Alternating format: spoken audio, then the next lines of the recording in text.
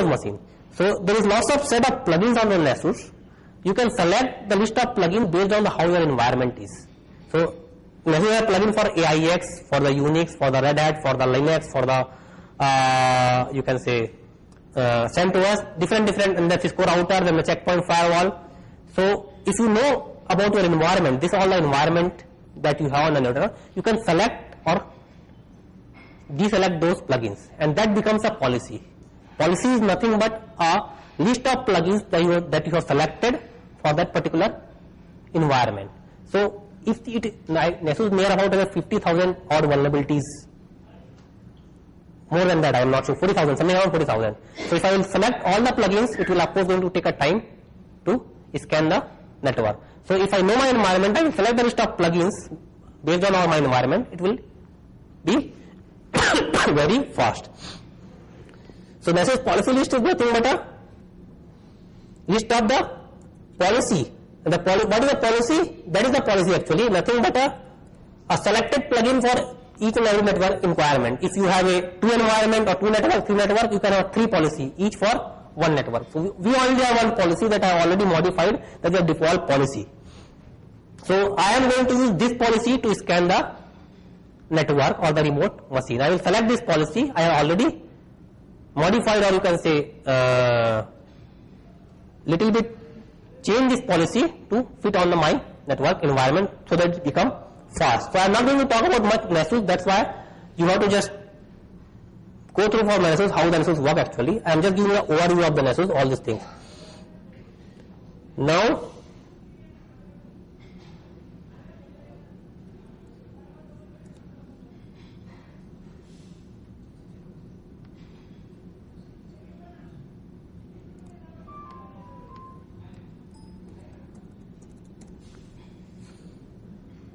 so here are 3 options that you have to do. You have to give policy ID, you have to give name of the scan, and then the target. You can give the complete network or a single IP, depends on what kind of environment you are working on. So I am going to use a policy ID 1 as I already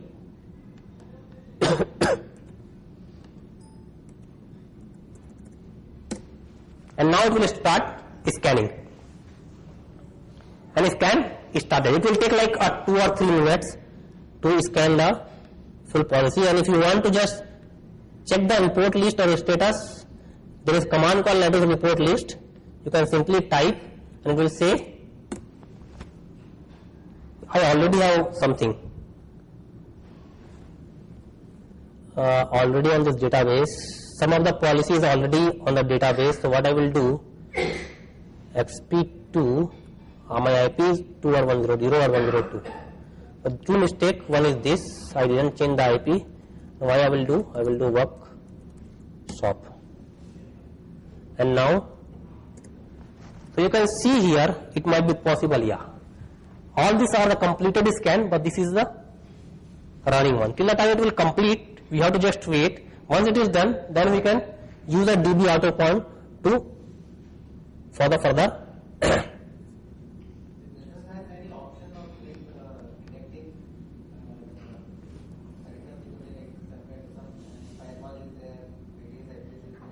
yeah. Yeah, I think Nessus has. They have those kind of plugin available to detect, but I am not very much sure that they have. No vulnerabilities can work across firewall. It needs to be within that territory.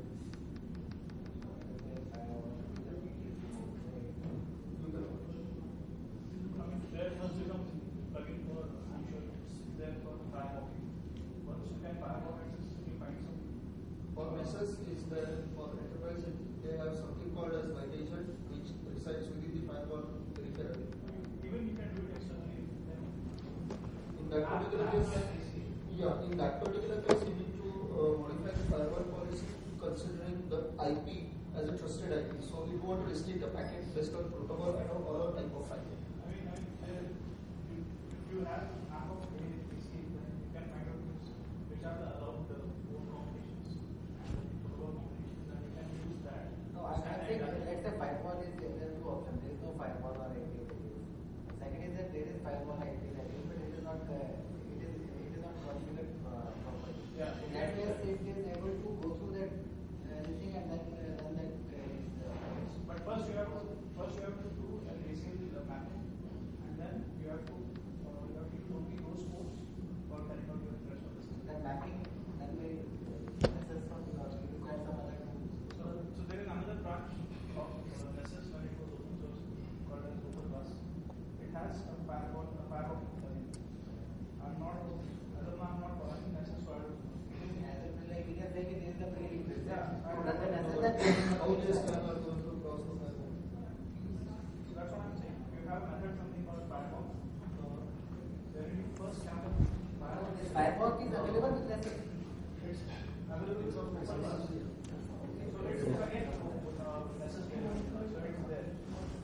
So can we take it?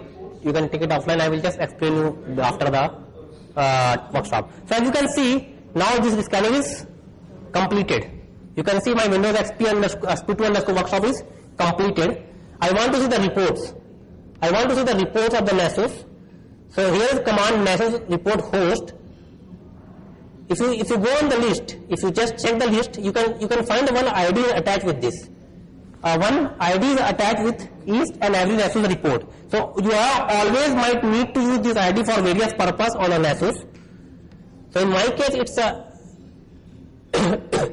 there is a command called Nessus report host,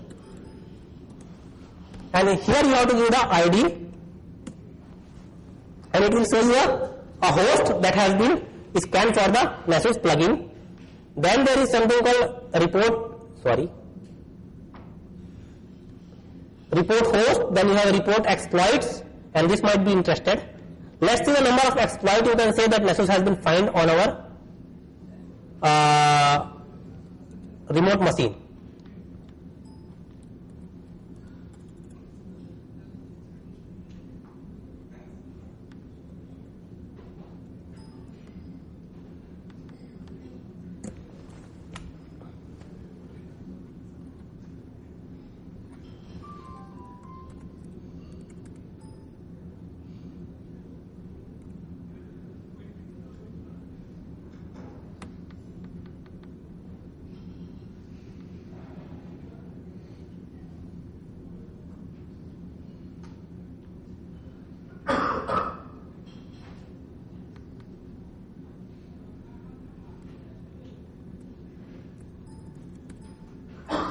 Nessus reports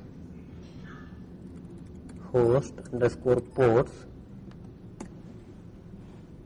Okay, I have to give the host name as well, and my host name was Windows XP Workshop.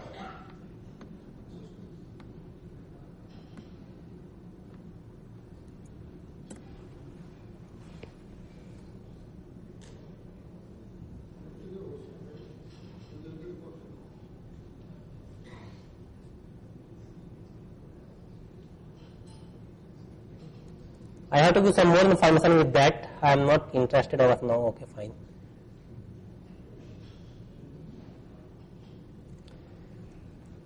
So anyway, we have a Nessus scan. What I want to do now, I want to import all this report onto the database, and then I want to run the DB autopar on that. So what I will do, I will again connect with the driver.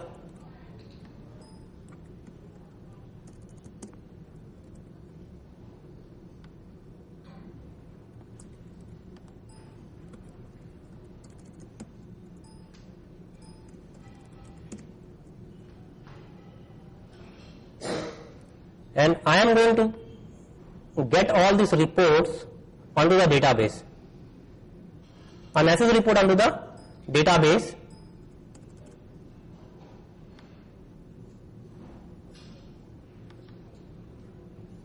Let me see I can get it or not. It will take some time.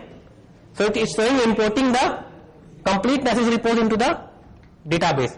When you look at the Nessus, it doesn't actually stored on the database. You have to connect to a database and import the report on the database for all the Nessus result. It may take a little bit time, might be 1 or 2 minutes, because it is uploading all this report onto the database.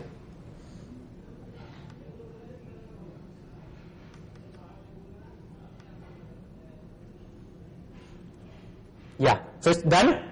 Nessus report import is done. Now we have all this Nessus report on the database. We have already seen a DB host, DB this. What I want to just show you the DB once now. Now you have a vulnerability reported by Nessus on the database. Now if I will do a DB autopon again, a same way, it will be much faster and much accurate, because it has a list of vulnerability that it has to exploit very specifically. So previously it was taking a lot of time. Let's see this time. Oh shit.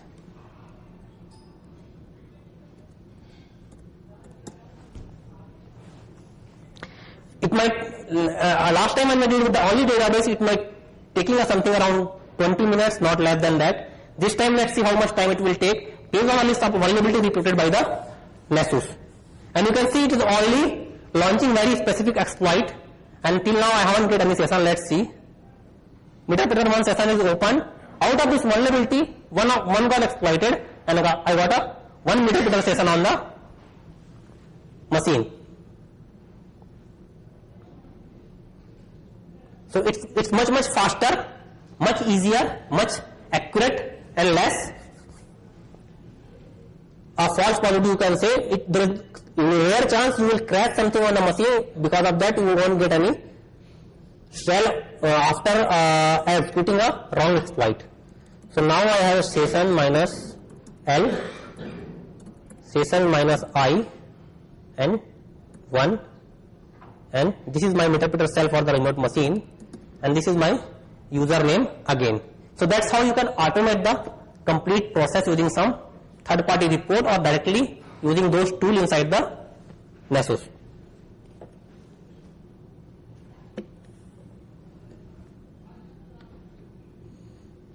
So this is about your automation, database automation. Now the next topic that we are going to cover is the client-side exploit. This is the basically scenario. Yeah. You can connect it. It will be a list of session 1, 2, 3, 4, 5, 6, 7, 8, 9, 10. Just session minus I, session number. Yeah. Session minus L is to list the sessions. I minus to interact with that session. I stand for interact, L for the list.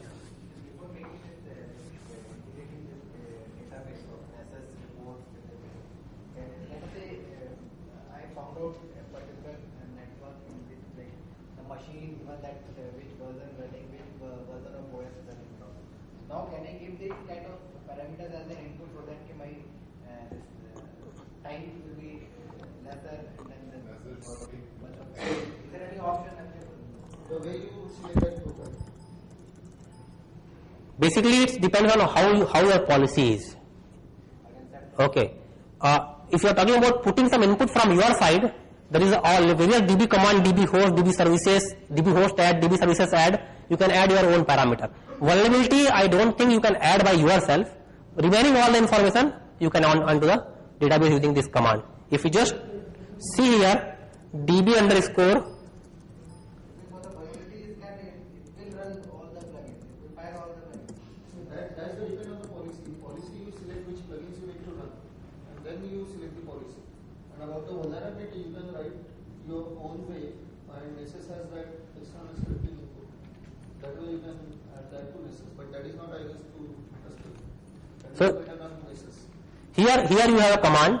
You can say DB delete host, DB delete port.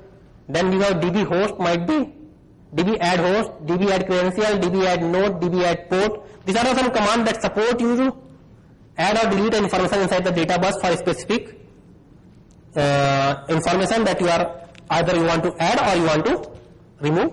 So you have that facility. I don't think there is something called DB once you can add by default. I am not sure. I need to check it out. But yes, these are the things you can of course add. So till now we have just covered about the server exploitation point of view scenario, you can say, where I have some port open and I compromise that, I get the access of machine. You are asking there might chances that you have a user will have a firewall or some network will have a firewall or IPS system which might not even allow you to enter onto the network from outside. In that case, there is other attack vector. You might be available. Aware is a client-side exploit. Anybody just let me know what is a client-side exploit?